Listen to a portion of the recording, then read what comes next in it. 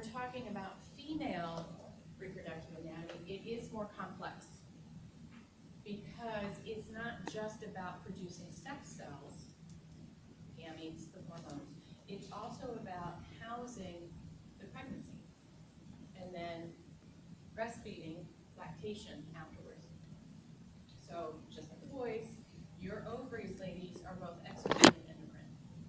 What is the duct that is necessary to move that egg? Fallopian tube? Fallopian tube, but it's technically another ductus. Right? Okay. So, I have a hard time with this first bullet, and I still have a hard time with this first bullet. Your ovaries are only about the size of an almond. And there's about 10,000 eggs per ovary. So these dudes are not real big.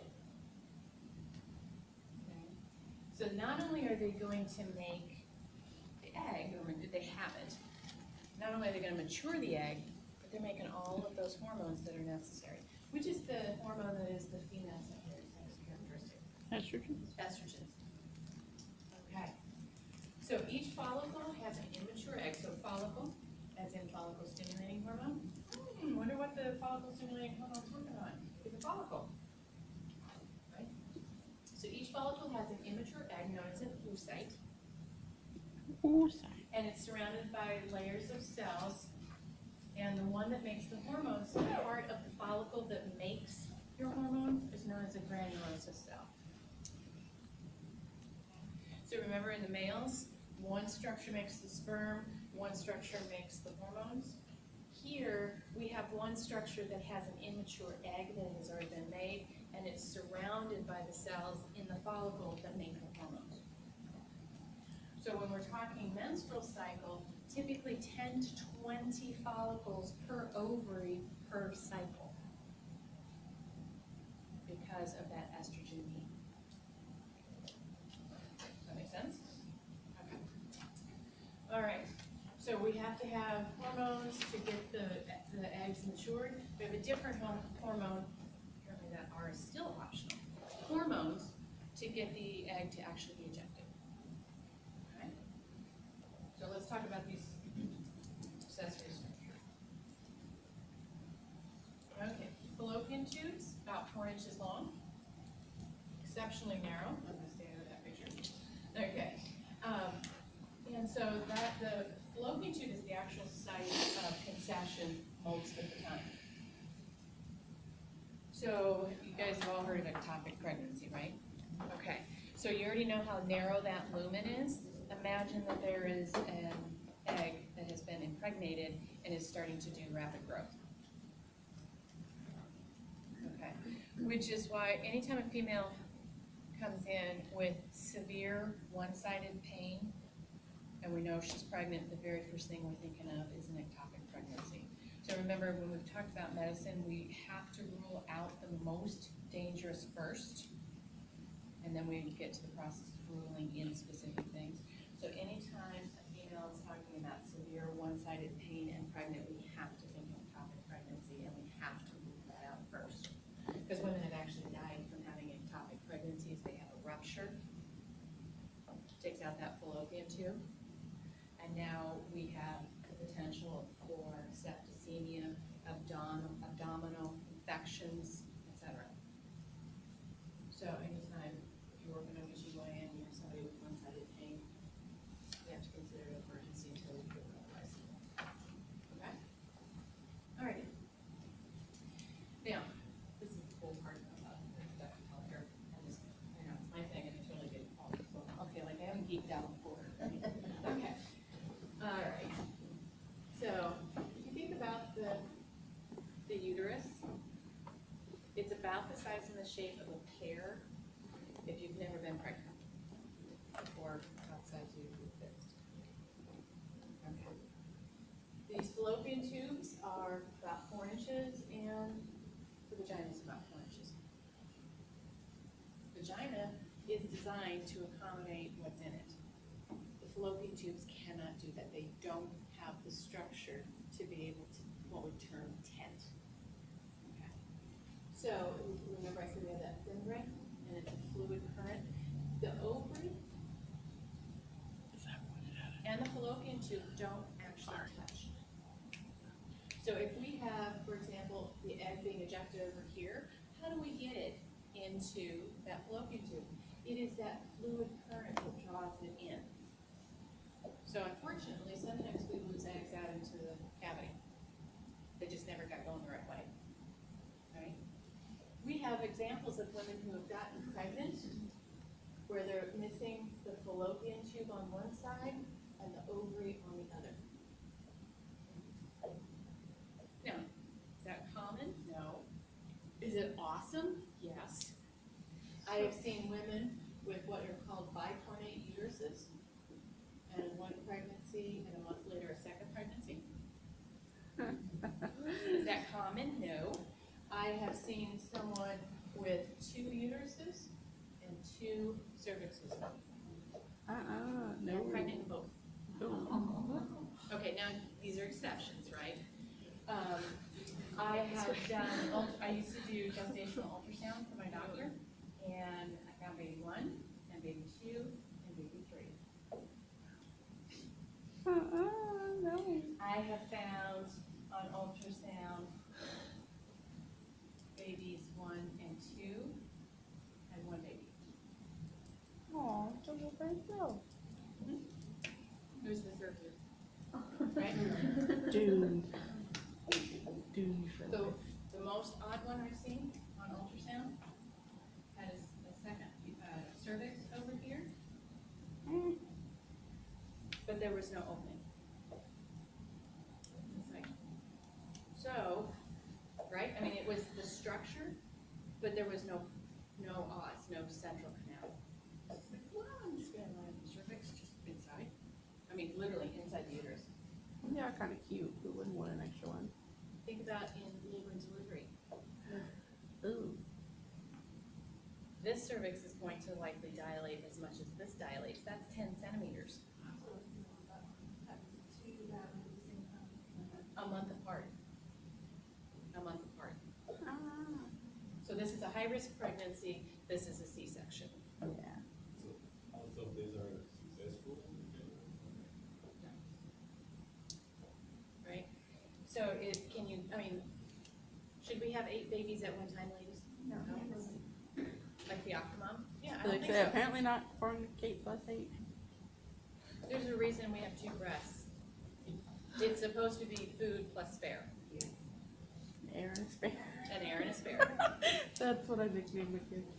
Okay, so there are a lot of examples where there are anomalies, right? Sometimes successfully, sometimes not. Okay. Yeah, monarchy A lot of stand board, times, I am not the other wrong. thing that people often have the misconception is that the cervix is a separate organ than the uterus, and it's not. The cervix is actually the terminal end of the uterus. So some women experience like cramping when they have a pap smear, because what's happening is they're actually touching, they're stimulating the cervix, which causes the uterus to cramp.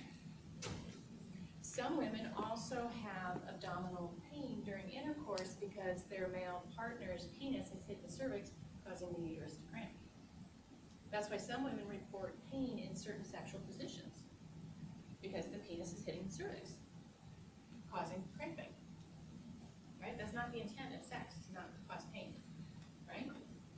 So it's a very narrowed outlet. Question? Yeah.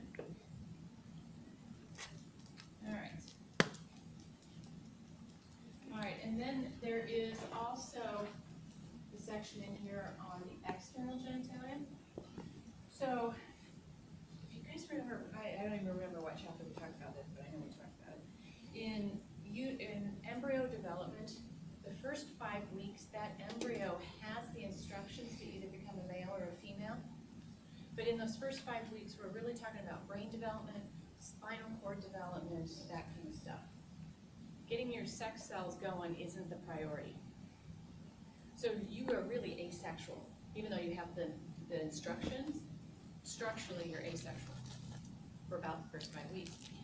But the penis and the clitoris are the same basic tissue. It was just under the influence of the male genetics that it becomes a penis, or under the female genetics it becomes a clitoris.